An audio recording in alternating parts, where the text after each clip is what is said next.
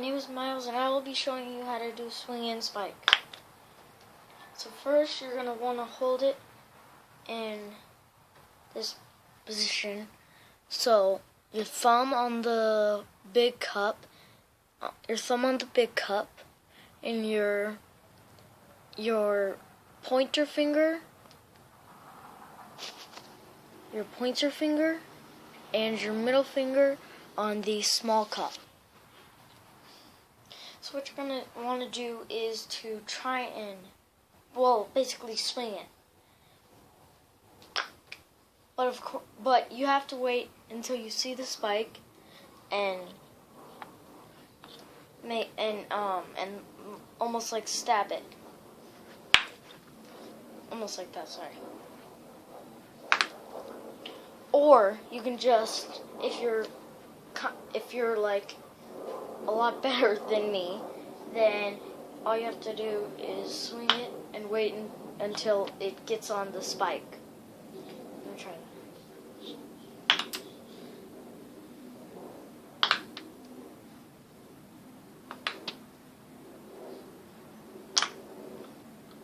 There.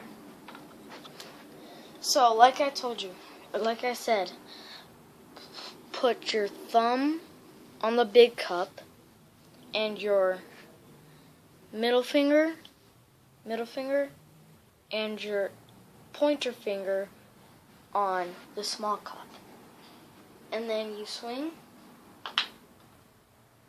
and either wait for the hole, or once you see the hole come up to you and it's like this, the hole is right there, then you can try and stab it. But the way some people do it is they just wait for it to come and then they just let it drop on the spike. There. But if you don't know how to do it, and you just learned, you can wait for the spike to show up and just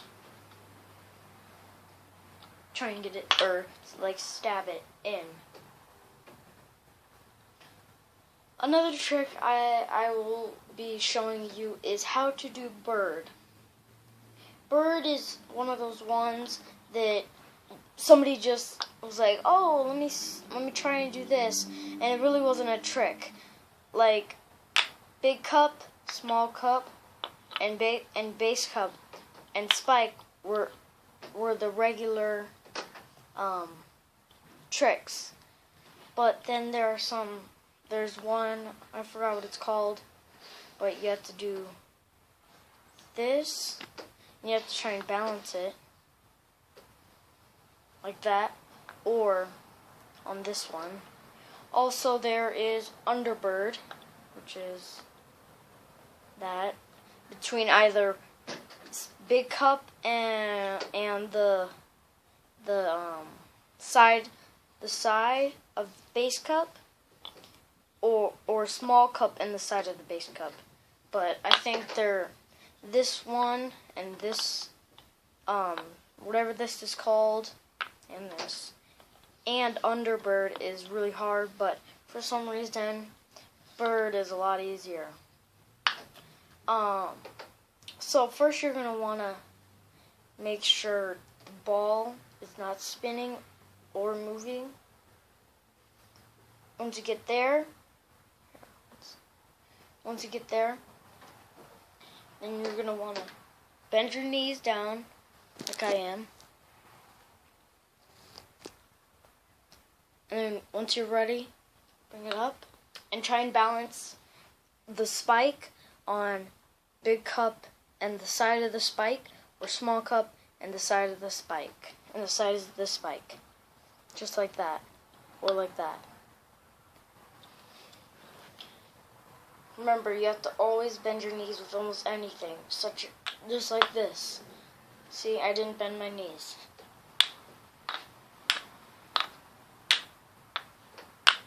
That was with me bending my knees.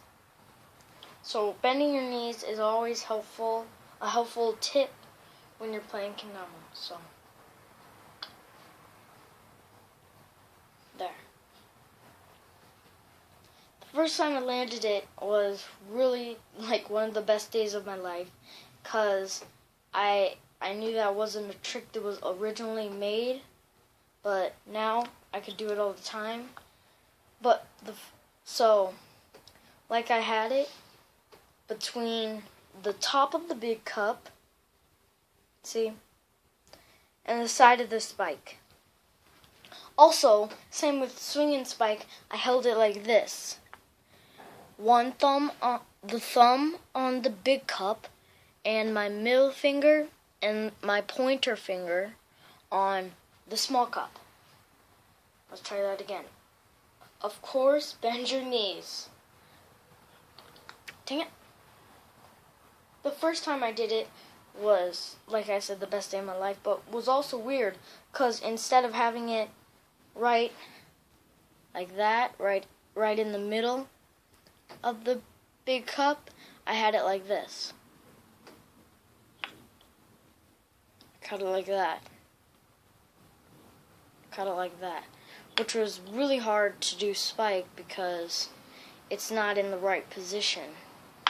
See, I didn't do spike there. But let's try bird again. Always have to bend your knees. Some people are a lot better than me and they can do big cup, bird, small cup bird, over the valley bird, or over the valley, just bird, just over the valley, and base cup bird. I've landed big cup bird probably like 3 times, I think, but never over the valley. I just think that's a little too hard, or hardcore. But I've also landed small in between the top, middle of small cup and the side of the spike before. Okay, back to bird.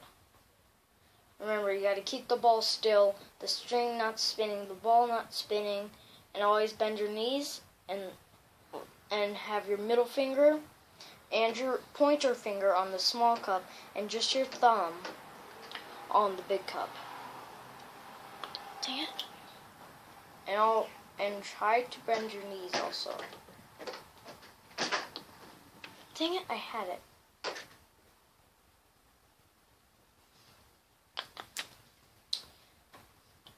Sorry I couldn't do it again.